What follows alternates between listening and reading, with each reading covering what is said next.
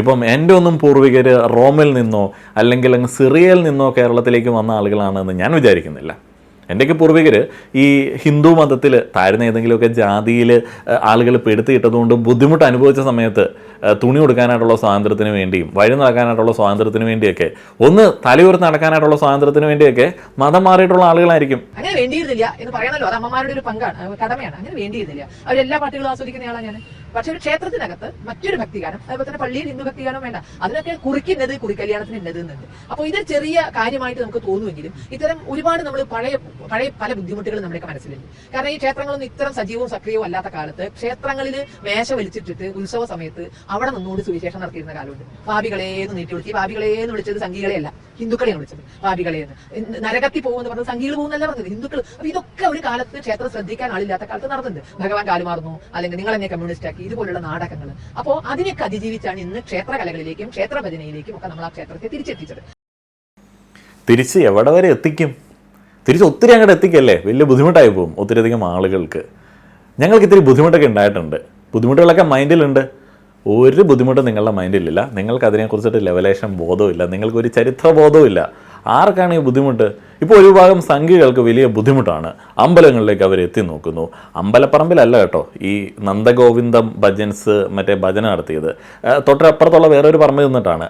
എന്നാലും അമ്പലത്തിൻ്റെ ഏരിയ നിന്നിട്ട് ഇവർ മറ്റു മതങ്ങളിലെ പാട്ട് പാടുന്നു, അമ്പലത്തിലേക്ക് ആളുകൾ വരുന്നു. മൊത്തത്തിൽ ഇവർക്ക് വലിയ പ്രശ്നമാണ് സംഘികൾക്ക്. ഇപ്പോൾ വലിയ ഐത്തം പറയുന്ന, അയ്യോ അവരൊക്കെ അങ്ങോട്ടേക്ക് വന്ന് പാട്ട് പാടി ഞങ്ങളെ കേൾപ്പിച്ചു എന്നൊക്കെ പറയുന്ന വലിയ ബുദ്ധിമുട്ട് തോന്നുന്നവന്മാരിലെ 90% പണ്ട് ഈ പറയുന്ന അമ്പലത്തിൻ്റെ ഏരിയ പോലും അടുക്കാനായിട്ടുള്ള യോഗ്യത സമൂഹം കൽപ്പിച്ചു കൊടുക്കത്തില്ലാത്തവന്മാരായിരുന്നു. അന്ന് ഒരു ചെറിയ ഭാഗം ആളുകളാണ് ഈ അമ്പലമൊക്കെ കൈകാര്യം ചെയ്തുകൊണ്ടിരുന്നത്.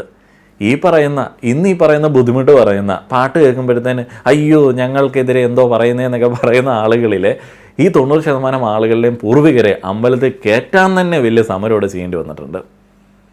അതേപോലെ തന്നെ ഇപ്പം അമ്പലം, അതേപോലെ തന്നെ അമ്പലത്തിൻ്റെ പുനരുദ്ധാരണം, അമ്പലപ്പറമ്പ്, നമ്മൾ മറ്റേ മുണ്ടും നേരിതൊക്കെ ഇട്ടിട്ട് നിൽക്കുമല്ലോ, ആ പറയുന്ന ഒരു ആർഭാടം, ആ പറയുന്ന ഒരു ആഘോഷം ഒക്കെ വന്നത് ഈ അധിനിവേശ മതങ്ങൾ എന്നൊക്കെ പറയുന്ന മതങ്ങളുടെ കടന്നുവരവ് കൊണ്ടും പല ആളുകളുടെയും കടന്നുവരവ് കൊണ്ടൊക്കെയാണ്. അല്ലെങ്കിൽ ഹിന്ദു മറ്റേ ഒറിജിനൽ റൂട്ടിലേക്ക് പോവുകയാണെന്നുണ്ടെങ്കിൽ വലിയ ദുരിതാവസ്ഥയിലായിരിക്കും. അതിനകത്തിപ്പം ഒരു 10% ആളുകൾ അമ്പലത്തിൻ്റെയൊക്കെ മെയിൻ കാര്യക്കാരായിട്ടുള്ള നായന്മാരും നമ്പൂതിരിമാരും ഒക്കെ അടിച്ചു പൊളിക്കും എന്നൊക്കെ പറഞ്ഞെങ്കിൽ പോലും അവർക്ക് ചില ബുദ്ധിമുട്ടൊക്കെ ഉണ്ടേ. അങ്ങനെയുള്ള കോമഡി ചരിത്രമുള്ള നമ്മുടെ നാട്ടിലെ ആളുകൾ അങ്ങോട്ടും ഇങ്ങോട്ടും ഇപ്പോൾ ഭയങ്കര പ്രശ്നമാണ്. അത് നീ ഹിന്ദു, നീ മുസ്ലിം, അതേപോലെ തന്നെ ഞങ്ങൾ ഹിന്ദുക്കൾ, ഞങ്ങളുടെ സ്ഥലത്തേക്ക് നിങ്ങൾ ഇന്ന പാട്ട് പാടിക്കൊണ്ട് വരുന്നു, അല്ലെങ്കിൽ ഞങ്ങളെ ഇങ്ങനെ നോക്കി നാണോ മാനമുള്ളവന്മാരാണെങ്കിൽ ഇതുവല്ലം പറയുമോ? ഈ പറയുന്ന ഞാനും അല്ലെങ്കിൽ ഇത് കേൾക്കുന്ന നിങ്ങളിലെ ഓരോ ആളുകളും, നമ്മളെല്ലാം ഒരു 90% ആളുകളും, ഒരു 95%-ലധികം ആളുകളും ശരിക്കും പറഞ്ഞാൽ ഒറിജിനലി റൂട്ടഡ് ഫ്രം ഹിന്ദുയിസം ആയിരിക്കാം. ഇപ്പം എൻ്റെ ഒന്നും പൂർവികർ റോമിൽ നിന്നോ അല്ലെങ്കിൽ അങ്ങ് സിറിയയിൽ നിന്നോ കേരളത്തിലേക്ക് വന്ന ആളുകളാണെന്ന് ഞാൻ വിചാരിക്കുന്നില്ല. എൻ്റെയൊക്കെ പൂർവികർ ഈ ഹിന്ദു മതത്തിൽ താഴ്ന്ന ഏതെങ്കിലുമൊക്കെ ജാതിയിൽ ആളുകൾ പെടുത്തിയിട്ടതുകൊണ്ട് ബുദ്ധിമുട്ട് അനുഭവിച്ച സമയത്ത് തുണി കൊടുക്കാനായിട്ടുള്ള സ്വാതന്ത്ര്യത്തിന് വേണ്ടിയും വഴി നടക്കാനായിട്ടുള്ള സ്വാതന്ത്ര്യത്തിന് വേണ്ടിയൊക്കെ ഒന്ന് തലയുയർത്ത് നടക്കാനായിട്ടുള്ള സ്വാതന്ത്ര്യത്തിന് വേണ്ടിയൊക്കെ മതം മാറിയിട്ടുള്ള ആളുകളായിരിക്കും, ക്രിസ്ത്യാനിറ്റിയിലേക്ക് പോയിട്ടുള്ള ആളുകളായിരിക്കും. ഇത് കേൾക്കുന്ന ഇസ്ലാം മതത്തിൽ വിശ്വസിക്കുന്ന ആളുകളുണ്ട് എന്നുണ്ടെങ്കിൽ നിങ്ങളിൽ പല ആളുകളുടെയും പൂർവികർ, നിങ്ങളുടെയൊക്കെ പൂർവികരായിട്ടുള്ള ഉമ്മുമ്മമാരും അതേപോലെ തന്നെ ഉപ്പുപ്പന്മാരും ഒക്കെ ഈ അന്തസ്സും അഭിമാനത്തിനും വേണ്ടിയും ഈ ജാതിയിൽ നിന്നൊന്ന് പുറത്ത് കിടക്കാൻ വേണ്ടി വഴി നടക്കാനായിട്ടുള്ള സ്വാതന്ത്ര്യത്തിന് വേണ്ടി മാറി മറക്കാനായിട്ടുള്ള സ്വാതന്ത്ര്യത്തിന് വേണ്ടിയൊക്കെ ഈ മറ്റു മതങ്ങളിലേക്ക് പോയിട്ടുള്ള ആളുകളായിരിക്കാം.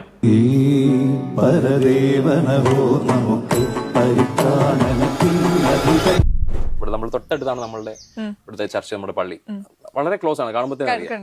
അവര് പറഞ്ഞു എന്ത് സൗകര്യം വേണം, വേണമെങ്കിൽ നിങ്ങൾ പ്രോഗ്രാം ഇവിടെ വേണോ ചെയ്തോളൂ.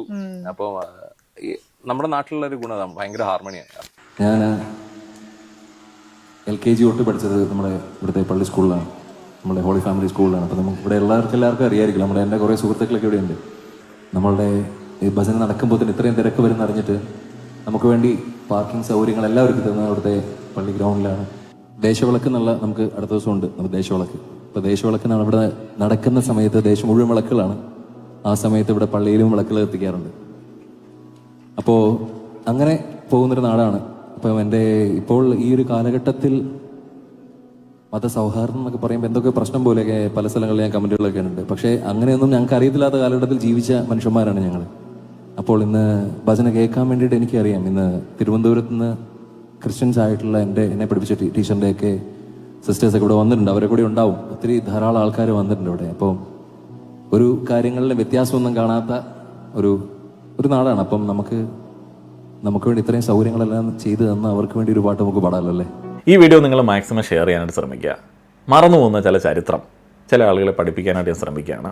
വളരെ ലൈറ്റായിട്ട് കാഷ്വലായിട്ട് എൻ്റെ ലോക്കൽ ഭാഷയിൽ ഞാൻ ആ ഒരു ചരിത്രം അങ്ങോട്ട് പറഞ്ഞു തരാം, നല്ല തലയിലേക്ക് കയറത്തുള്ളൂ. കേരളത്തിലെ ക്രിസ്ത്യാനികളുടെ ചരിത്രം അങ്ങോട്ട് പറയാം. AD 52 സെൻറ്റ് തോമസ് വന്നതോടെയാണ് കേരളത്തിൽ ക്രിസ്തീയ വിശ്വാസം ആരംഭിച്ചത് എന്നുള്ളതാണ് വിശ്വാസം. സെൻറ്റ് തോമസ് ഇവിടെ വന്ന സമയത്ത് ഇവിടുത്തെ പ്രാദേശിക ജനവിഭാഗങ്ങളെ, പ്രധാനമായിട്ടും നമ്പൂതിരി കുടുംബങ്ങളെയും മറ്റ് ഹൈന്ദവ വിഭാഗങ്ങളെയും മതം മാറ്റി എന്നുള്ളതാണ് ഐതിഹ്യം. ഞങ്ങളുടെ കോട്ടയം ദേശത്തൊക്കെ ചില ആളുകളുണ്ട്, ഞങ്ങൾ തോമസ് ലീഹ നേരിട്ട് വന്ന് നമ്പൂതിരി കുടുംബത്തിൽ നിന്ന് മതം മാറ്റിയ ആളുകളുടെ പിന്തുണക്കാരാണ് എന്നൊക്കെ പറഞ്ഞുകൊണ്ട് നടക്കുന്ന ടീംസ് ഉണ്ട്. മഹാപൊങ്ങത്തമാണ്, പ്രത്യേകിച്ച് കാര്യമൊന്നുമില്ല. അതൊക്കെയാണ് ഇതിൻ്റെ ഒരു വിശ്വാസപരമായിട്ടുള്ള ഐതിഹ്യം എന്ന് പറയുന്നത്. ബേസിക്കലി പറയുമ്പോൾ അടിത്തറ എന്ന് പറയുന്നത് കൺവേർഷൻ തന്നെയാണ്, പരിവർത്തനം. AD 345 കൊടുങ്ങല്ലൂരിൽ ഇറങ്ങിയിട്ടുള്ള ക്നാനായ് തോമയുടെ നേതൃത്വത്തിലുള്ള 72 സിറിയൻ കുടുംബങ്ങൾ യഥാർത്ഥ വിദേശ ക്രിസ്ത്യാനികളായിരുന്നു എന്നുള്ളതാണ് പറയപ്പെടുന്നത്. ഇവരിവിടുത്തെ പ്രാദേശിക ക്രിസ്ത്യാനികളുമായിട്ട് ചേർന്നിട്ട് സിറിയൻ ക്രിസ്ത്യാനികൾ എന്ന വിഭാഗമായിട്ട് മാറി എന്നുള്ളതാണ് പറയപ്പെടുന്നത്. ഈ ക്നാനയക്കാരിലെ ഒരു കൂട്ടം ആളുകൾ ഇങ്ങനെ ഞങ്ങൾ ഡയറക്റ്റ് കെട്ടിയിറക്കിയവരാണെന്നൊക്കെ പറഞ്ഞുകൊണ്ട് നടക്കുന്നുണ്ടല്ലോ. അപ്പം അങ്ങനെയൊക്കെ ഉള്ള കാര്യങ്ങളിൽ അവകാശവാദം ഉന്നയിക്കാൻ വേണ്ടി അവരെ പ്രേരിപ്പിക്കുന്ന ചരിത്രം ഇതാണ്. 15-ാം നൂറ്റാണ്ടിൽ പോർച്ചുഗീസുകാർ വന്നതോടെയാണ് കടലോര നിവാസികളായിട്ടുള്ള ലക്ഷക്കണക്കിന് ഹിന്ദുക്കൾ ലാറ്റിൻ കാത്തോലിക് വിഭാഗത്തിലേക്ക് മതം മാറുന്നത്. ക്രിസ്ത്യാനികളെ കുറിച്ചിട്ടുള്ള ഒരു ചരിത്രം ഏകദേശം മനസ്സിലായിട്ടുണ്ടാവുമല്ലോ. കൺവേർഷൻ തന്നെയാണ് മെയിനായിട്ട് വരുന്ന ഒരു സംഗതി. ഇനി ഈ സ്വാതന്ത്ര്യ ലബ്ധി ഉള്ള സംഘികൾ പറയുന്ന മനോഹര സുന്ദര കേരളത്തെക്കുറിച്ചിട്ട് നമ്മളൊന്ന് മനസ്സിലാക്കേണ്ടതുണ്ട്. അത് അത്ര മനോഹര സുന്ദരമായിട്ടുള്ളൊരു ഭൂപ്രദേശമൊന്നും ആയിരുന്നില്ല. ഈ സ്വർണ്ണാഭരണങ്ങൾ അണിഞ്ഞ രാജാക്കന്മാരുടെയും ക്ഷേത്രമുറ്റത്തെ ആഘോഷങ്ങളുടെയൊക്കെ ചിത്രങ്ങൾ നമ്മൾ കാണുന്നുണ്ടെങ്കിലും അതിനൊക്കെ അപ്പുറം ഈ മണ്ണിലെ ഭൂരിഭാഗം വരുന്ന ഹിന്ദുക്കളും അനുഭവിച്ചിരുന്നത് വിവരണാതീതമായിട്ടുള്ള ക്രൂരതകളായിരുന്നു. ഇന്ന് നമ്മൾ ജാതിയുടെയും മതത്തിൻ്റെയും പേരിലൊക്കെ ഇങ്ങനെ പോരടിക്കുന്ന സമയത്ത് നമ്മുടെ പൂർവികർ അനുഭവിച്ചിട്ടുള്ള ആ ദാരുണമായിട്ടുള്ള പട്ടിണിയെക്കുറിച്ചിട്ടും അപമാനത്തെക്കുറിച്ചിട്ടും നമ്മൾ മനഃപൂർവ്വം വിസ്മരിക്കുകയാണ്. അന്ന് ഭരണം മതപരമായിരുന്നില്ല, ഇന്ന് കുറച്ചൊക്കെ മതപരമായിട്ടൊക്കെ മാറുന്നുണ്ട്. പക്ഷെ അന്ന് ജാതിയുടെ അടിസ്ഥാനത്തിലാണ് ഈ ഭരണം നിർവഹിച്ചുകൊണ്ടിരുന്നത്. ഒരു ഭാഗം ചെറിയ സവർണർക്ക് മാത്രം എല്ലാ സുഖ സൗകര്യങ്ങളും ലഭിച്ചിരുന്നപ്പോൾ ബാക്കി 80% വരുന്ന ഹിന്ദു ജനത മൃഗങ്ങളെക്കാൾ കഷ്ടമായിട്ടുള്ള അവസ്ഥയിലാണ് കഴിഞ്ഞിരുന്നത്. അന്നത്തെ സോഷ്യൽ സ്ട്രക്ചർ നമ്മളിങ്ങനെ മലയാളത്തിൽ പറയത്തില്ലേ, ശ്രീണീകൃതമായിട്ടുള്ള അസമത്വം എന്ന തത്വത്തിൽ അധിഷ്ഠിതമായിട്ടാണ് മുന്നോട്ടേക്ക് പോയിക്കൊണ്ടിരുന്നത് എന്ന്. 19-ാം നൂറ്റാണ്ടിൻ്റെ അവസാനത്തിൽ പോലും കേരളത്തിലെ ജനസംഖ്യയിൽ ഭൂരിഭാഗവും കാർഷിക അടിമകളായിരുന്നു. കാർഷിക അടിമകൾ എന്ന് തന്നെയാണ് കറക്റ്റ് വേർഡ്. ഒരു നമ്പൂതിരി വഴിയരികിൽ ഇങ്ങനെ നടന്നു പോകുന്ന സമയത്ത് ഒരു നായർക്ക് നിശ്ചിത ദൂരത്ത് ഇങ്ങനെ നിൽക്കാനായിട്ടുള്ള സ്വാതന്ത്ര്യം ഉണ്ടായിരുന്നു. എന്നാൽ ഒരു ഈഴവനോ തീയനോ 16 അടിയും പുലയനോ പറയാനോ 64 അടിയും ദൂരം മാറി നിൽക്കണമായിരുന്നു. ഈ ഐത്തം കേവലം വ്യക്തികൾ തമ്മിലായിരുന്നില്ല, മറിച്ച് ദൈവത്തിന്റെ നടയിലേക്കുള്ള വഴിയിലും ഈ പറയുന്ന ഐത്തം ഉണ്ടായിരുന്നു.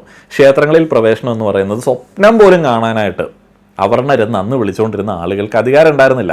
ഇന്ന് ഞങ്ങളുടെ ക്ഷേത്രത്തിൽ കയറിയോ, ഞങ്ങളുടെ കോമ്പൗണ്ടിൽ വന്നോ എന്നൊക്കെ പറഞ്ഞിട്ട് കുറച്ചുകൊണ്ടിരിക്കുന്ന പല ആളുകൾക്കും അവരുടെ പൂർവികർക്കും പണ്ടത്തെ ഒരു സിസ്റ്റം ആയിരുന്നു എന്നുണ്ടെങ്കിൽ അമ്പലത്തിൻ്റെ ഏഴയിലത്ത് അടുക്കാനായിട്ട് പറ്റത്തുണ്ടായിരുന്നില്ല. ദൈവത്തിന് മുന്നിൽ പ്രാർത്ഥിക്കാനായിട്ട് അനുവാദമില്ലാത്ത ഒരു മതവിഭാഗമായിട്ട് ഹിന്ദുക്കൾ അന്ന് സ്വയം ഇങ്ങനെ പിളർന്നു നിൽക്കുന്ന ആളുകളായിരുന്നു, പല വിഭാഗങ്ങളായിട്ട് നിൽക്കുന്ന ആളുകളായിരുന്നു. ഭൂമിശാസ്ത്രപരമായിട്ടുള്ള വിഭജനത്തെക്കാൾ ഭയാനകമായിരുന്നു അന്നത്തെ സാമ്പത്തിക ചൂഷണം. തിരുവിതാംകൂറിലും കൊച്ചിയിലും മലബാറിലും ഭൂമിയുടെ ഉടമസ്ഥാവകാശം ഏതാനും ജാതികളിലും ക്ഷേത്ര സങ്കേതങ്ങളിലും ദേവസ്വം എന്നൊക്കെ പറയുന്ന ഒരു സംവിധാനത്തിലും മാത്രമായിരുന്നു. കർഷകനിങ്ങനെ വെയിലത്തും മഴയത്തുമൊക്കെ പണിയെടുത്ത് കിട്ടുന്ന വിളവിൻ്റെ 3/4 പങ്കും ജന്മിക്ക് ഉള്ളതായിരുന്നു. ഇതിനെയൊക്കെ സപ്പോർട്ട് ചെയ്യാനായിട്ട് അന്നത്തെ മതം കറക്റ്റായിട്ട് നിൽപ്പുണ്ടായിരുന്നു. അതേപോലെ തന്നെ ജാതി വേർതിരിവുകൾ ഉണ്ടായിരുന്നു. ഇന്ന് ആ ഒരു മനോഹര സനാതന സ്റ്റാൻഡേർഡിലേക്ക് കാര്യങ്ങൾ എത്തിക്കാൻ വേണ്ടിയാണ് നമ്മുടെ ടീംസ് എല്ലാം കൂടെ കിടന്ന് കഷ്ടപ്പെടുന്നത്. ഇപ്പോൾ പട്ടിണി എന്ന് പറയുന്നത് അന്നത്തെ ഒരു സ്ഥിരം അവസ്ഥയായിരുന്നു. 19-ാം നൂറ്റാണ്ടിലെ കണക്കുകൾ പ്രകാരം കേരളത്തിലെ സാധാരണക്കാരായിട്ടുള്ള ഹിന്ദു കുടുംബങ്ങളിൽ പകുതിയിലേറെ പേർക്കും ഒരു നേരം പോലും വയറ് നിറയെ ഭക്ഷണം കഴിക്കാനായിട്ടുള്ള അവസ്ഥ ഉണ്ടായിരുന്നില്ല, അവർക്ക് ലഭിച്ചിരുന്നില്ല. എന്നാൽ പണി നല്ലപോലെ ഉണ്ടായിരുന്നു കേട്ടോ. അവർക്ക് വേണ്ടിയിരുന്നത് അറിവോ അധികാരമോ ഒന്നും ആയിരുന്നില്ല, മറിച്ച് അന്തസ്സോടെ ഒന്ന് ശ്വസിക്കാനായിട്ടുള്ള അവകാശമായിരുന്നു അക്കാലത്തൊക്കെ. തലക്കരം, മുലക്കരം തുടങ്ങിയ മനുഷ്യൻ്റെ അഭിമാനത്തെ ചോദ്യം ചെയ്യുന്ന 100-ലധികം നികുതികൾ അന്ന് നിലനിന്നിരുന്നു. ഒരു സ്ത്രീ തൻ്റെ മാനം മറയ്ക്കണമെന്നുണ്ടെങ്കിൽ, തൻ്റെ മാറ് മറക്കണമെന്നുണ്ടെങ്കിൽ രാജാവിന് നികുതി കൊടുക്കേണ്ട ഒരു സാഹചര്യം ഉണ്ടായിരുന്നു. അന്ന് ഈ പറയുന്ന നമ്പൂതിരി നായന്മാരൊന്നും ഇറങ്ങിയിട്ട് ഇന്ന് ഈ കോമ്പൗണ്ടിൽ കയറി ആരടാ എന്നൊക്കെ ചോദിക്കുന്നവന്മാരുടെ പൂർവ്വന്മാരൊന്നും ഇറങ്ങിയിട്ട് ആരുടെയും മാനത്തിന് വേണ്ടി അവകാശ സമരങ്ങളിലേക്ക് ചെന്നിട്ടില്ല. പിന്നെ ഇതൊക്കെ എന്നാണ് ഉണ്ടായതെന്നുള്ളത് ഞാൻ പറയാം. ഇന്ന് കേൾക്കുന്ന സമയത്ത് ഇതൊക്കെ അവിശ്വസനീയമായിട്ട് തോന്നാം, പക്ഷെ അതായിരുന്നു പച്ചയായിട്ടുള്ള സത്യം. കേരളത്തിലും പഴയ സാമൂഹിക വ്യവസ്ഥയിലും വസ്ത്രം എന്നത് കാലാവസ്ഥയിൽ നിന്ന് രക്ഷപ്പെടാനായിട്ടുള്ള ഒന്നായിരുന്നില്ല, മറിച്ച് നിങ്ങൾ ആരാണെന്ന് സമൂഹത്തെ ബോധ്യപ്പെടുത്താനായിട്ടുള്ള ഐഡൻറ്റിറ്റി കാർഡായിരുന്നു. 19ാം നൂറ്റാണ്ടിൻ്റെ പകുതി വരെ കേരളത്തിലെ ഭൂരിഭാഗം അവർണരെന്ന് വിളിക്കപ്പെടുന്ന സ്ത്രീകളും മാറിടം മറയ്ക്കാനായിട്ട് അവകാശമുള്ള ആളുകളായിരുന്നില്ല. ഇത് ഹിന്ദു മതത്തിലെ ഉയർന്ന ജാതിക്കാർ താഴ്ന്ന ജാതിക്കാർക്ക് മേൽ അടിച്ചേൽപ്പിച്ചിട്ടുള്ള ഒരു നിയമമായിരുന്നു. ഇന്ന് ഓരോ ഹിന്ദുവും സംഖ്യയായി മാറി തങ്ങളെ ഭരിക്കാനായിട്ടുള്ള അധികാരം ഉയർന്നവന്മാർക്ക് കൊണ്ടേ കൊടുക്കുന്ന സമയത്ത് ചിന്തിക്കണം, രാജാവ് അമ്രാൻ പ്രധാന അതിഥിയായിട്ട് വരുന്ന പരിപാടി നടത്തപ്പെടുന്നു എന്നൊക്കെ അങ്ങ് തിരുവിതാംകൂറിൽ ഡയലോഗ് അടിക്കുന്നവന്മാരൊക്കെ ഒന്ന് ഓർത്ത് നോക്കുക. എന്നാൽ ഈ പറയുന്ന ദുരവസ്ഥയിലേക്ക് ചില ആളുകളൊക്കെ കടന്നു വന്നു. ആ പറയുന്ന ആളുകളെയാണ് ഇന്ന് ചില ആളുകൾ, മുഖ്യ കാര്യവാഹകകൾ എന്നറിയപ്പെടുന്ന ആളുകൾ, ടീച്ചർമാർ എന്നൊക്കെ സ്വയം അറിയപ്പെടുന്ന ആളുകളൊക്കെ പേടിയോടെ നോക്കിക്കാണുന്നത്. ഞങ്ങളെ തനിമ നഷ്ടപ്പെടുത്തി, ഞങ്ങളെ ഒരു കൾച്ചർ നശിപ്പിച്ചു, ഞങ്ങളെ മൊത്തത്തിൽ അങ്ങോട്ട് മാറ്റിക്കളഞ്ഞു, ഞങ്ങളുടെ വിശ്വാസങ്ങളെ ബാധിക്കുന്നേ എന്നൊക്കെ പറയുന്നത്. എന്തായിരുന്നു അന്നത്തെ വിശ്വാസം എന്നുള്ളത് ഞാൻ പറഞ്ഞല്ലോ. ഇനിയിപ്പോൾ നമുക്ക് ഈ വിശ്വാസങ്ങൾ എങ്ങനെയാണ് നിങ്ങളുടെ ആ ഒരു തനിമയെ നഷ്ടപ്പെടുത്തിയതെന്ന് ഞാൻ പറയാം. ഈ തനിമ എന്ന് പറയുന്ന സംഗതി ക്രിസ്തു മതവും ചാന്നാർ ലഹളയും മാത്രം ആദ്യം ഒന്ന് പറയാം. ഈ മാറ് മറയ്ക്കാനായിട്ടുള്ള അവകാശത്തിനായിട്ട് നടന്ന ഏറ്റവും വലിയ പോരാട്ടമായിട്ടാണ് നമ്മൾ ചാന്നാർ ലഹളയെ നോക്കിക്കാണുന്നത്, അഥവാ മേൽമുണ്ട് സമരം. 1822, 1859 ആ ഒരു കാലഘട്ടങ്ങളിലാണ്. ഇതിൻ്റെ പ്രധാന ചാലകശക്തി എന്ന് പറയുന്നത് ക്രിസ്തു മതത്തിലേക്കുള്ള പരിവർത്തനമായിരുന്നു. എന്ന് വെച്ച് കഴിഞ്ഞാൽ ലണ്ടൻ മിഷണറി സൊസൈറ്റിയുടെ പ്രവർത്തന ഫലമായിട്ട് ദക്ഷിണ തിരുവിതാംകൂറിലെ ധാരാളം ചാന്നാർ നാടാർ സ്ത്രീകൾ ക്രിസ്തു മതത്തിലേക്ക് മാറി. മതം മാറിയതോടെ തങ്ങൾക്ക് ഇനി പഴയ ജാതി നിയമങ്ങൾ പാലിക്കാനായിട്ടുള്ള ബാധ്യതയില്ല എന്ന് അവർ അങ്ങോട്ട് പ്രഖ്യാപിച്ചു. എന്ന് പറഞ്ഞാൽ അഭിമാനത്തിന് വേണ്ടിയാണ് മതം മാറിയത്. അവർ സവർണ സ്ത്രീകളെ പോലെ കുപ്പായവും മേൽമുണ്ടും ധരിക്കാൻ തുടങ്ങി. ഇത് കണ്ടിട്ട് ആർക്ക് പ്രശ്നമുണ്ടായി? ഇന്നത്തെ സംഘികളുടെ മുതുമുത്തച്ഛന്മാരായിട്ടുള്ള ആളുകൾക്ക്, അന്നത്തെ സവർണർക്ക് ഭയങ്കര പ്രകോപനം ഉണ്ടായി. ക്രിസ്ത്യാനികളായിട്ടുള്ള അവർണ സ്ത്രീകൾ തെരുവിലിറങ്ങുമ്പോൾ അവരുടെ മേൽമുണ്ട് പരസ്യമായിട്ട് വലിച്ചു കീറുകയും അവരെ ശാരീരികമായിട്ട് ഉപദ്രവിക്കുകയും ചെയ്തു. ഇന്നും നമുക്ക് നോർത്ത് ഇന്ത്യയിലൊക്കെ ഇത്തരത്തിലുള്ള കലാപരിപാടികൾ കാണാനായിട്ട് സാധിക്കും. ഇവരുടെ ഉള്ളിൽ കിടക്കുന്ന ഒരു ജീനതാണേ ഈ താഴ്ന്ന ജാതി എന്നൊക്കെ ഇവർ വിചാരിച്ചിരിക്കുന്ന ആളുകളെ കണ്ടു കഴിഞ്ഞാൽ അവരെ അപമാനിക്കുക, അവരുടെ വസ്ത്രം വലിച്ചു കീറുക എന്നൊക്കെ പറയുന്ന ഒരു സെറ്റപ്പിലാണ് ഇവർ മുന്നോട്ടേക്ക് പോകുന്നത്. അതൊക്കെയാണ് ചില ആളുകളുടെ തനിമ. ഒരു തനിമയിലേക്കാണോ തിരിച്ചു പോകാൻ വേണ്ടി ആലോചിക്കണത്? വളരെ മോശം തന്നെ. നിങ്ങൾ ഏത് മതം വിശ്വസിച്ചാലും ഞങ്ങളുടെ കീഴിലെ ജാതിക്കാരാണ് എന്നതായിരുന്നു അന്നത്തെ സവർണ നിലപാട്. ഇന്നും ആ ഒരു നിലപാടിലേക്കൊക്കെ പോകാൻ വേണ്ടിയാണ് ധനിമാവാദികളൊക്കെ കിടന്ന് പിടിവാശിപ്പെടുന്നത്. വർഷങ്ങൾ നീണ്ട പോരാട്ടത്തിനൊടുവിൽ 1859 തിരുവിതാംകൂർ രാജാവിൻ്റെ വിളംബരം ഇറക്കേണ്ടി വന്നു. ഈ മാറുമറയ്ക്കുന്ന കാര്യവുമായി ബന്ധപ്പെട്ട് ക്രിസ്ത്യൻ ചാന്നാർ സ്ത്രീകൾക്ക് കുപ്പായം ധരിക്കാൻ അനുവാദം നൽകിക്കൊണ്ടായിരുന്നു അത്. പിന്നീട് ഇത് എല്ലാ അവർണരെന്ന് കണക്കാക്കിക്കൊണ്ടിരുന്ന സ്ത്രീകൾക്കും ബാധകമായിട്ട് മാറി. മറ്റേ രാജാവ് ഭയങ്കര കരുണാമയനാണ്, അങ്ങനെയാണ് ഇങ്ങനെയാണ്, ഒന്നുമല്ല, പിടിച്ചു നിൽക്കാൻ വേണ്ടിയാണ്, ലാഭമുള്ളത് കൊണ്ടാണ്, വെറുപ്പിക്കാൻ വയ്യാത്തതുകൊണ്ട് അങ്ങനെ ചെയ്തതാണ്. ഈ വിദേശ ശക്തികളെ ഇസ്ലാം മതത്തിലേക്കും സ്ത്രീകൾ അല്ലെങ്കിൽ കുടുംബങ്ങൾ മതം മാറി ചെന്നതിൻ്റെ പ്രധാനപ്പെട്ട റീസൺ ഈ പറയുന്ന ഹിന്ദുയിസത്തിലെ മേൽജാതിക്കാരുടെ പീഡനം കൊണ്ടൊക്കെയായിരുന്നു. ഇപ്പോൾ ഇസ്ലാം മതം കേരളത്തിൽ വ്യാപിച്ചതോടെ വസ്ത്രധാരണത്തിൽ വലിയ വലിയ മാറ്റങ്ങൾ വന്നു. അതിൽ ചെറിയ മാറ്റങ്ങളൊക്കെ ആയിരുന്നു ആദ്യഘട്ടങ്ങളിൽ വന്നത്. ഈ കഴിഞ്ഞ കുറച്ച് നാളുകളായിട്ടാണ് വലിയ മാറ്റങ്ങൾ വന്നത്. ഇപ്പോൾ നമ്മൾ മറ്റേ ഏതോ അറബി നാട്ടിൽ ജീവിക്കുന്നത് പോലെയൊക്കെയാണ് ദീനിയായിട്ട് ജീവിക്കണമെന്നുണ്ടെങ്കിൽ ഇവിടെ ജീവിക്കേണ്ടി വരിക. ഇസ്ലാം മതം സ്വീകരിച്ച സ്ത്രീകൾ തട്ടം ധരിക്കുകയും ശരീരം പൂർണ്ണമായിട്ട് മറയ്ക്കുകയൊക്കെ അക്കാലത്ത് ചെയ്തു. ജാതി വ്യവസ്ഥതയുടെ ക്രൂരതകളിൽ നിന്ന് രക്ഷപ്പെടാനായിട്ടാണ് പല ആളുകളും അന്ന് ഇസ്ലാം മതം തിരഞ്ഞെടുത്തത്. ഓരോ റീജിയണിൽ അങ്ങനെ ഏത് മതമാണോ അവർക്ക് ഈസി ആയിട്ട് അവൈലബിൾ ആയിട്ടുണ്ടായിരുന്നത് അതിലേക്ക് ആളുകൾ മാറി. ഈ മാന്യത ലഭിക്കാൻ വേണ്ടിയാണ്, ഡിഗ്നിറ്റി എന്ന് പറയുന്ന കാര്യം ലഭിക്കാൻ വേണ്ടിയാണ് ഈ മതങ്ങളിലേക്ക് ആളുകൾ മാറിയത്. അത്രയധികം മാന്യതാ ബോധമുള്ള അഭിമാനമുള്ള ആളുകളൊക്കെ തന്നെയാണ് ഹിന്ദുക്കളിൽ നിന്നിട്ട് അങ്ങടേക്ക് മതം മാറിയത്. ഇനി മാപ്പിള ലഹളയും വസ്ത്രവുമായിട്ടൊന്ന് കണക്ട് ചെയ്തിട്ട് പറയാം. മലബാർ മേഖലയിൽ മാപ്പിളമാർക്കിടയിൽ വസ്ത്രധാരണം ഒരു രാഷ്ട്രീയ പ്രതിരോധം കൂടിയായിരുന്നു.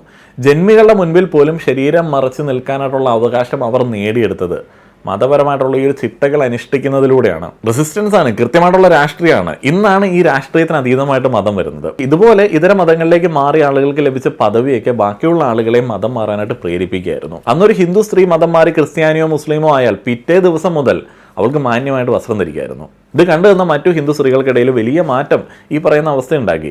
സ്വന്തം മതത്തിൽ തുടർന്നുകൊണ്ട് തന്നെ വസ്ത്രം ധരിക്കാനുള്ള അവകാശത്തിനായി അവർ പോരാടാൻ തുടങ്ങി. വൈകുണ്ഠ സ്വാമികളെ പോലുള്ള ആളുകളൊക്കെ ഇതിന് നേതൃത്വം നൽകി. ശരിക്കും പറഞ്ഞാൽ ഇസ്ലാം മതവും ക്രിസ്തു മതവും ഇവിടെ വളർന്നത് കേവലം വാളുകൊണ്ടോ ആയുധം ഒന്നുമല്ല. ഗോവയിലേക്ക് ക്രിസ്തു മതം ഇത്തിരി ഡേഞ്ചർ ആയിട്ടാണ് വളർന്നത്. അത് ഓരോ കാലഘട്ടത്തിലെ ഓരോ സെറ്റപ്പിനനുസരിച്ചിട്ട് ക്രിസ്തു മതം ഇങ്ങനെ അവർ ഭയങ്കര ഫ്ലെക്സിബിളാണ് കേട്ടോ. മറ്റേ തമിഴ്നാട്ടിലേക്ക് പോകുമ്പോഴത്തേനും അവർ പൂണൂലിട്ടിട്ട് ക്രിസ്ത്യാനിറ്റി പ്രചരിപ്പിച്ചിട്ടുള്ള ആളുകളായിരുന്നു. ഈ മതം വളർന്നത് ഈ ക്രിസ്ത്യാനിറ്റിയും ഇസ്ലാമും ഒക്കെ വളർന്നത് ഹിന്ദു മതത്തിലെ ഈ ക്രൂരമായിട്ടുള്ള അനാചാരങ്ങൾ നൽകിയ ആ ഒരു ഇടത്തിലൂടെയാണ്, ആ ഒരു ഗ്യാപ്പിലാണ് ഇവർ കയറിയത്. കീഴ്ജാതിക്കാരനെന്ന് മുദ്ര കുത്തി വഴി നടക്കാൻ അനുവദിക്കാത്ത ഒരു മനുഷ്യൻ ക്രിസ്തു മതത്തിലേക്കോ ഇസ്ലാമിലേക്കോ മാറുന്ന സമയത്ത് ഒറ്റേ ദിവസം അയാൾക്ക് സവർണന്റെ മുൻപിലൂടെ തലയുയർത്തി നടക്കാനായിട്ടുള്ള സാമൂഹ്യമായിട്ടുള്ള ഒരു പദവി, സോഷ്യൽ മൊബിലിറ്റി അന്ന് ലഭിക്കുമായിരുന്നു. പിന്നെ മിഷണറിമാർ കൊണ്ടുവന്ന സ്കൂളുകളും ആശുപത്രികളും ഒക്കെ സാധാരണക്കാരായിട്ടുള്ള ഹിന്ദുക്കൾക്ക് അറിവിൻ്റെയും ആരോഗ്യത്തിൻ്റെയും ആദ്യ വെളിച്ചമായിട്ടൊക്കെ മാറിയ കാലവും നമ്മൾ ചരിത്രത്തിൽ വായിച്ചിട്ടുണ്ട്.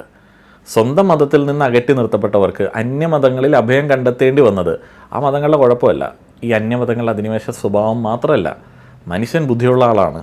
മറിച്ച് ഹൈന്ദവ സമൂഹത്തിനുള്ളിലെ ഈ ചീഞ്ഞഴുകിയ വ്യവസ്ഥിതിയുടെ പരാജയം കൊണ്ടായിരുന്നെന്ന് അങ്ങനെ മാറേണ്ടി വന്നത്. ഇപ്പോൾ ഈ രാജഭരണകാലത്തെ വിദ്യാഭ്യാസ രംഗമൊക്കെ പരിശോധിച്ച് കഴിഞ്ഞാൽ 1850-കൾക്ക് മുൻപ് കേരളത്തിലെ സാക്ഷരത വെറും 5% താഴെയായിരുന്നു. എന്നാൽ ഈ പടിഞ്ഞാറൻ വിദ്യാഭ്യാസത്തിൻ്റെ, മിഷണറി കൊണ്ടുവന്ന പടിഞ്ഞാറൻ വിദ്യാഭ്യാസത്തിൻ്റെ വരവോടെ ഈ മതിൽക്കെട്ടൊക്കെ മൊത്തത്തിലങ്ങ് തകർന്നു. ഇന്ന് നമ്മൾ അഭിമാനിക്കുന്ന കേരള മോഡൽ വികസനത്തിന് അടിത്തറയിട്ടത് ഇത്തരം മാറ്റങ്ങളാണ്. മിഷണറിമാർ വരുന്നതിന് മുൻപ് ഇവിടെ പഠിക്കുന്ന ഇടങ്ങൾ തിണ്ണപ്പള്ളികൾ എന്നുള്ള രീതിയിലൊക്കെയാണ് അറിയപ്പെട്ടുകൊണ്ടിരുന്നത്. പക്ഷെ അവിടെ പഠിക്കാനായിട്ട് ആർക്കായിരുന്നു അനുവാദം? നായർ സമുദായത്തിന് മുകളിലുള്ള ആളുകൾക്ക് മാത്രമാണ് ഇവിടെ പഠിക്കാനായിട്ടുള്ള അനുവാദം ഉണ്ടായിരുന്നത്. ഈഴവനോ പൂലയനോ അക്ഷരം പഠിക്കുന്നത് അധർമ്മമായിട്ടാണ് അന്നത്തെ കാലത്ത് കണ്ടുകൊണ്ടിരുന്നത്. എന്ന് പറഞ്ഞാൽ അവന് പറഞ്ഞിട്ടുള്ള പണി അതല്ല എന്നുള്ളതായിരുന്നു അന്നത്തെ ഹിന്ദുയിസം ഇങ്ങനെ പറഞ്ഞു വെച്ചുകൊണ്ടിരുന്നത്. അവൻ്റെ ധർമ്മം അതല്ല, പഠിക്കുക എന്നുള്ളതല്ല അവൻ്റെ ധർമ്മം. അവൻ്റെ ധർമ്മം എന്ന് പറയുന്നത് അടിമയായിട്ട് ജീവിക്കുക എന്നുള്ളതാണ് എന്നൊക്കെ അന്നത്തെ ഹിന്ദുയിസം പറഞ്ഞിരുന്നു. അക്ഷരം പഠിക്കാൻ ആഗ്രഹിച്ച ആളുകൾക്ക് നേരെ ആയുധമോങ്ങിയ ചരിത്രമാണ് നമുക്കിവിടെ ഉള്ളത്. അന്തസ്സായിട്ട് ജീവിക്കാനായിട്ടോ അക്ഷരം പഠിച്ച് മുന്നേറാനായിട്ടോ സാധ്യത ഒരുക്കാതിരുന്ന ഈ പറയുന്ന ഭയങ്കര തനിമയുള്ള മതമാണെന്നൊക്കെ പറയുന്ന ആ ഒരു മത സാഹചര്യത്തിൽ നിന്ന്, ആ ഒരു ഇരുട്ടിൽ നിന്ന് നമ്മൾ മുന്നോട്ടേക്ക് വന്നത് വിദ്യാഭ്യാസം ഒന്നുകൊണ്ട് മാത്രമാണ്. ഞാൻ വീണ്ടും പറയുകയാണ്, 1817 CMS മിഷണറിമാർ കോട്ടയത്ത് CMS കോളേജ് സ്ഥാപിക്കുന്നത് ഒരു പ്രധാനപ്പെട്ട വഴിത്തിരിവാണ്. ഇത് വെറും ഒരു കെട്ടിടമായിരുന്നില്ല, മറിച്ച് ജാതിയുടെ വേലിക്കെട്ടുകൾ തകർത്ത ഒരു പരീക്ഷണശാലയായിരുന്നു. അന്നത്തെ ദിവാൻ റാണി ലക്ഷ്മിബായിയുടെ സഹായത്തോടെയാണ് ഇത് തുടങ്ങിയത് എന്നുണ്ടെങ്കിലും അതിന് ഗുണഭോക്താക്കൾ സാധാരണക്കാരായിട്ടുള്ള മനുഷ്യരായിരുന്നു. ഉന്നത വിദ്യാഭ്യാസ രംഗത്തൊക്കെ തുടക്കമാണ് ഞാനീ പറയുന്നത്. ഇംഗ്ലീഷ് വിദ്യാഭ്യാസവും ആധുനിക ശാസ്ത്രവും ഒക്കെ ആദ്യമായിട്ട് നമ്മുടെ മണ്ണിലെത്തിയത് ഇവിടെ നിന്നാണ്. ഇതിനെ തുടർന്ന് ചാവറ കുര്യാക്കോസ് ഇലിയാസ് അച്ഛൻ പള്ളിക്കൂടം എന്ന വിപ്ലവം കൊണ്ടുവന്നു. പള്ളിക്കൊപ്പം പള്ളിക്കൂടവും എന്നത് ഒരു മുദ്രാവാക്യമായിരുന്നില്ല, മറിച്ച് ദരിദ്രരായിട്ടുള്ള കുട്ടികൾക്ക് അക്ഷരം പഠിക്കാനായിട്ടുള്ള ഒരേ ഒരു കവാടമായിരുന്നു. ഇവരൊന്നും വന്നില്ലായിരുന്നു എന്നുണ്ടെങ്കിൽ ഇന്നും നമ്പൂതിരിയുടെയും നായൻ്റെയും പിള്ളേരല്ലാത്തവരെല്ലാം പഠിക്കാതെ അടിമ വേല ചെയ്തുകൊണ്ട് ഇരിക്കേണ്ടി വരുമായിരുന്നു. വിദ്യാഭ്യാസമാണ് വിപ്ലവത്തിനുള്ള ഊർജ്ജം നൽകിയത്. വിദ്യാഭ്യാസമാണ് സ്വാതന്ത്ര്യത്തിലേക്ക് നമ്മളെ എത്തിച്ചത്. ഇതൊന്നും മറന്നു പോകരുത്. ഇതിനൊക്കെ ഇനീഷ്യേറ്റീവ് ചെയ്തിട്ടുള്ള ആളുകളോട് നന്ദിയുള്ള ആളുകളാണ് ആ ഒരു സ്കൂൾ കാണുന്ന സമയത്ത്, ആ ഒരു പള്ളിയുമായി ബന്ധപ്പെട്ട പള്ളിക്കൂടം കാണുന്ന സമയത്ത് തൻ്റെ കലാ വൈഭവം കൊണ്ട് ഒരു പാട്ടൊക്കെ പാടുന്നത്. ആ പാട്ട് പാടിയ കലാകാരൻ എന്ത് പറഞ്ഞിട്ടാണ് ആ പാട്ട് പാടിയെന്നുള്ളത് ഞാൻ തുടക്കത്തിൽ കേൾപ്പിച്ചിരുന്നു. ഇന്ന് കേരളത്തിൽ ഏതാണ്ട് 7000-ലധികം എയ്ഡഡ് സ്കൂളുകൾ ക്രൈസ്തവ മാനേജ്മെൻറ്റുകളുടെ കീഴിലുണ്ട്. ഇതൊക്കെ സ്കൂളുകളാണേ, വേറെ മതപാഠശാലകളൊന്നുമല്ല, സ്കൂളുകളാണ്. കാരണം അതിൻ്റെ ഉദ്ദേശ ലക്ഷ്യം എന്ന് പറയുന്നത് വിദ്യാഭ്യാസമാണ്, ഉന്നമനമാണ്. വിദ്യാഭ്യാസം നേടുന്നത് കൊണ്ട് പലപ്പോഴും ഈ പ്രാചീന മതങ്ങളൊക്കെ വിദ്യാഭ്യാസത്തെ പ്രോത്സാഹിപ്പിക്കാത്ത ആളുകളാണ്. കാരണം ആളുകൾ സയൻസൊക്കെ പഠിച്ചു കഴിഞ്ഞാൽ ചോദ്യങ്ങൾ ഉന്നയിക്കും. പക്ഷേ ക്രിസ്ത്യൻ മിഷണറീസ് ആ ഒരു ഭയമില്ലാത്ത സ്കൂളുകൾക്കാണ് പ്രാധാന്യം കൊടുത്തത്.